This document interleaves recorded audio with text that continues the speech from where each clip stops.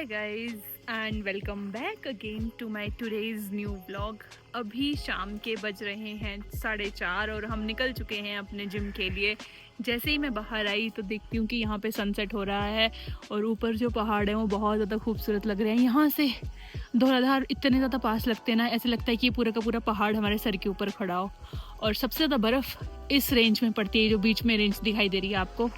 नवी गाड़ी को पीछे मोड़ के लेके आ रहे हैं और ये देखिए कुत्ते 1 2 3 तीनों एक जैसे ही लग रहे हैं। ऐसा लग रहा है कि तीनों भाई बहन है। ये तो हमारे घर में ही रहता है और बहुत सारा खाना खाता है। ये वाला भी उसी का भाई लग रहा है। कौन से आता है कब जाता है कुछ पता नहीं है।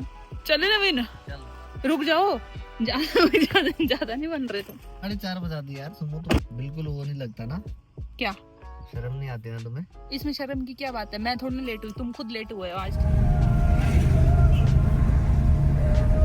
सामने से एक और रेड कलर की चिमनी जा रही है।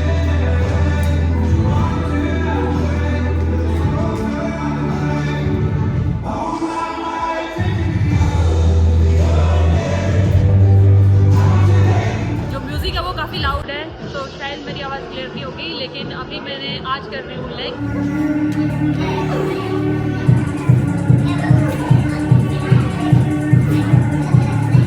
जिम ब्रो जा रहे हैं अभी वापस अपने घर। अब हम कल मिलेंगे फिर से। अपने डेली के जिम रूटीन में मैंने ऐड किया है स्किपिंग करना और अब मैं हर दिन 5 मिनट के लिए स्किपिंग रोज कर रही हूँ। लेट हो रही है व्लॉग की शुरुआत। दिन के बजे हैं अभी कुछ 11-12 और मैं कॉफ़ी बना के पी रही हूँ।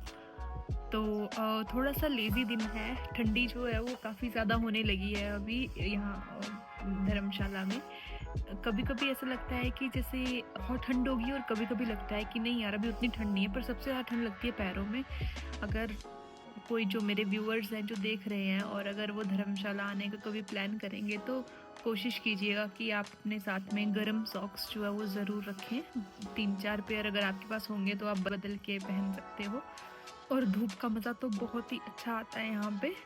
ये देखो अभी मैं बैठी हूँ ये कॉफ़ी लेके और इसके बाद फिर मैं बाज़ार जाऊँगी। बाज़ार तो क्या, यहाँ पास में ही बगल में अंकल की दुकान है, उनके पास जाऊँगी, वहाँ से थोड़ा सामान लेके आऊँगी। और आपको मेरे ये जो धर्मशाला के व्लॉग्स हैं वो कैसे लग रहे हैं मेरे को कमेंट करके ज़रूर बताना। आप लोगों का जो सपोर्ट है वो बहुत ज़्यादा ज़रूरी है मेरी इस यूट्यूब जर्नी में। पिछले कुछ महीनों से मैं हर दिन ही पोस्ट कर रही हूँ, लेकिन कभी कभी ऐसा लगता है कि जो रिस्पॉन्स है वो उतना अच्छा नहीं आ रहा है। तो क्या मुझे ये करते रहना चाहिए या फिर कुछ और करना चाहिए? सो प्लीज़ कमेंट करके बताइए कि जो मैं कर रही हूँ आपको पसंद आ रहा है या नहीं, और इसे मैं कंटिन्यू करूँ या फिर कुछ और सोचूं करियर वाइज। मुझे भी देखी नहीं। हाँ आंटी से बड़े दिनों से मिली, बड़े दिन क्या 2-3 दिन से मिली नहीं थी मैं आंटी से। तो आज घर में भी देखना होता नहीं है ना। हाँ सारा मिक्स करके चावल। तो आज मुझे चावल बनाए, टमाटर की चटनी मिलेगी। टमाटर की चटनी टेस्ट करना। मैंने कहा अब आलू की चटनी याद है मुझे, बनाऊंगी एक दिन। मेरे को भी सीखनी है। के रखे हैं पर 3 से क्या होना। अभी मैंने खरीदी एक नोटबुक और साथ में 2 पेन, एक ब्लैक एंड एक ब्लू। अब मैं जा रही हूँ ऊपर अंकल की दुकान पे जहाँ से कि मुझे सामान लेना है। उसके बाद फिर मैं घर वापस आऊँगी और आज का लंच प्रिपेयर करूँगी। आज सुबह से मैंने कोई काम नहीं किया, फ्रूट्स ही खाए हैं सिर्फ ब्रेकफास्ट में भी। सो अब तो मुझे भी भूख लगने लग गई है। से मैं लेती हूँ दूध का पैकेट हर रोज़। आज भैया नहीं है यहाँ पे, अंकल हैं। दूध ले लिया मैंने। अब मैं आज एक नए रास्ते से जा रही हूँ जो कि है शॉर्टकट। पहले मुझे यहाँ से सड़क से घूम के आना पड़ता था, लेकिन अब ये जो रास्ता है वो सीधा ऊपर पहुँचता है, एकदम शॉर्टकट है। तो आपको सुंदर सुंदर फूल दिख रहे हैं, ये एक्चुअली में सुंदर नहीं है, लेकिन मैं अपने रास्ते पे आगे बढ़ूँ। मैंने सोचा कि मैं आप लोगों के साथ भी ये जो मेरे पीछे सुंदर सा पौधा आप देख रहे हैं इसके बारे में थोड़ी इन्फॉर्मेशन शेयर कर दूं। जैसे कहते हैं कि हर सुंदर चीज़ अच्छी नहीं होती, वैसे ही ये इसके फूल जो हैं वो जितने सुंदर दिख रहे हैं, लेकिन ये जो प्लांट है वो बिल्कुल भी अच्छा नहीं है। जहाँ जहाँ पर ये प्लांट होता है उसके आसपास और कोई भी पौधे ग्रो नहीं कर पाते और ये बहुत ही ज़्यादा फास्ट फैलता है और हमारी जो ज़मीन है, जो सॉइल है, मिट्टी है, उसको भी ख़राब करता है। तो हमारे गांव में हिमाचल में जब भी ये पौधा कहीं पे दिखता है तो हम लोग तो उसको काट देते हैं, लाइक हमारे घर के आसपास। पर यहाँ पर क्योंकि ये जंगली एरिया है और ये देखिए इस पौधे ने वहाँ से लेके, अगर आप देखेंगे ध्यान से तो ये पूरा एरिया इसने कैप्चर कर लिया है, ये देखो। और ये किसी काम का नहीं है, इसके आसपास कोई और पौधे उग नहीं सकते और ये जो मिट्टी है उसको भी ख़राब करता है। तो इसको जितने मतलब अगर हो सके तो लोगों को इसे काट देना चाहिए। और जहाँ पर ये फॉरेस्ट लैंड है या पब्लिक प्लेस है वहाँ पर भी मुझे लगता है कि सरकार को कुछ कानून बनाना चाहिए कि ये पौधे को जो है वो जला दिया जाए या जड़ से ही ख़त्म कर दिया जाए। चलिए अब हम आगे बढ़ते हैं। तो मैं पहुँच गई हूँ अंकल के पास। ये है खनियारा की बहुत छोटी सी दुकान और यहाँ पर है अंकल। आज फिर से वही वाला रास्ता ले रही हूँ। आज मैं दूध लेके आ गई हूँ तो मेरे को कहीं और नहीं जाना पड़ेगा, सीधा सीधा यहीं से जाऊँगी और यहाँ से नीचे को निकल जाऊँगी। ये जो फल आपको दिख रहा है पेड़ पे, ये बहुत बहुत बहुत ज़्यादा खट्टा होता है, बिल्कुल भी इसको खा के मज़ा नहीं आता। इस पेड़ पे सिर्फ 3 ही खट्टे लगे हुए हैं। ये वाला रास्ता मुझे बहुत अच्छा लगता है। यहाँ से आगे से निकलेंगे, इस तरफ को गायें होंगी और नीचे का जो रास्ता है वो थोड़ा सा ये जंगल जैसा, लेकिन सीधा घर के पास पहुँचा देता है। आप लोग देख सकते हो ये ब्लू कलर का जो छोटा सा रसोई घर दिख रहा है। पहले इस तरह की बनावट के घर हिमाचल के हर कोने में हुआ करते थे, लेकिन अब वो ख़त्म हो चुका है और अब सबके पास पक्के घर होते हैं। यहाँ पे ये गाय रोज़ मुझे दिखाई देती हैं और अच्छी लगती हैं। और ये है मेरी पीसफुल वॉक का रास्ता।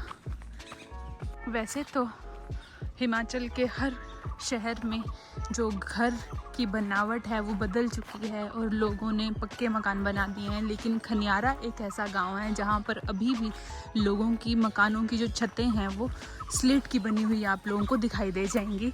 इवन तक कि धर्मकोट में भी लोगों के जो घर हैं उन पे लोहे की चादरें हैं, जो स्टील की चादर होती है वो है, या फिर उनकी जो छतें हैं, जो रूफ़ है वो लोहे के बन गए हैं। लेकिन इस गांव में अभी तक भी जो स्लेट है वो बहुत ज़्यादा यूज़ करते हैं लोग। यहाँ पर देखिए जो हमारा घर है उसके सामने वाला घर, बगल वाला घर, सबकी जो छत है वो पूरी की पूरी स्लेट की बनी हुई है। और हम अभी तक कर रहे हैं ये सामने वाले पेड़ के खट्टों के पकने का इंतज़ार। जो खट्टे मैं लेके आई थी उनको भी हमने अभी तक बनाया नहीं है और हम सोच रहे हैं कि जैसे ही हमें मौका मिलेगा हम बनाएंगे। अच्छी घुस चुकी हूँ मैं घर में और अंदर जो मैंने भसड़ मचा रखी है मैं आप लोगों को दिखा नहीं सकती, जो कि मुझे अभी साफ़ करनी पड़ेगी। बर्तन ज़्यादा धोने को इसी चक्कर में मैंने आज सुबह ब्रेकफास्ट भी नहीं बनाया और बर्तन भी नहीं धोए।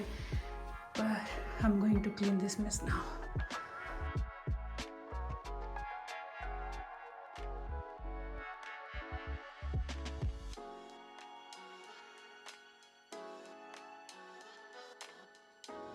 सारे बर्तन धो दिए मैंने। जिस काम को मैं पिछले कल रात से डाल रही थी वो अभी शायद 15 मिनट के अंदर अंदर हो गया। बहुत सारे लोगों को घर के काम करने में बहुत मज़ा आता है, इंजॉय करते हैं। मेरी दोनों मम्मियाँ बहुत ज़्यादा इंजॉय करती हैं घर के काम करना, लेकिन मुझसे नहीं हो पाता। मेरे लिए एक गिलास धोना भी एक बहुत बड़ा काम लगता है, मुझे बहुत ज़्यादा काम लगता है। तो इसीलिए धीरे धीरे सीख रही हूँ मैं। और सीखना तो क्या ही है, वैसे तो मुझे सब कुछ आता है, बर्तन धोना, रोटी बनाना, चावल बनाना, लाइक मेरे को सारे काम आते हैं और मैं सारे काम कर सकती हूँ। लेकिन मैं चूज़ करती हूँ कि मुझे कब क्या करना है और कहाँ पर अपनी कितनी एनर्जी डालनी है। तो मैंने अभी डिसाइड किया कि चलो यार अब मैं बर्तन धो ही देती हूँ, बहुत हो गया इसको डालना।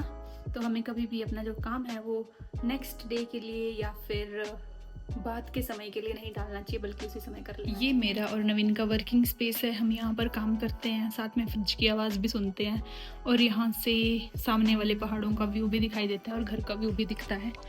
अभी हम थोड़ी देर बाहर धूप में बैठते हैं। पाँव गर्म करूँगी मैं अपने। अभी ऐसा लग रहा है कि आज मैं अपनी चप्पल और पजामे की ट्यूनिंग कर रही हूँ, दोनों का सेम ही कलर है। और मैं सोच रही हूँ कि ऐसे वुलन वाला पजामा अपने लिए बनाऊँ, वुलन खरीद के। मेरा जो व्लॉग है वो शाम को 7 से 7:30 बजे के बीच में आया करेगा हर दिन, बिना किसी डिले के। Thank you. स्पाइसी लग रही है। दोस्तों ये है वो चटनी जिसके बारे में आंटी बता रही थी। देखो मैं आज के व्लॉग में बस इतना ही। कल आपसे फिर मिलेंगे शाम को 7 बजे।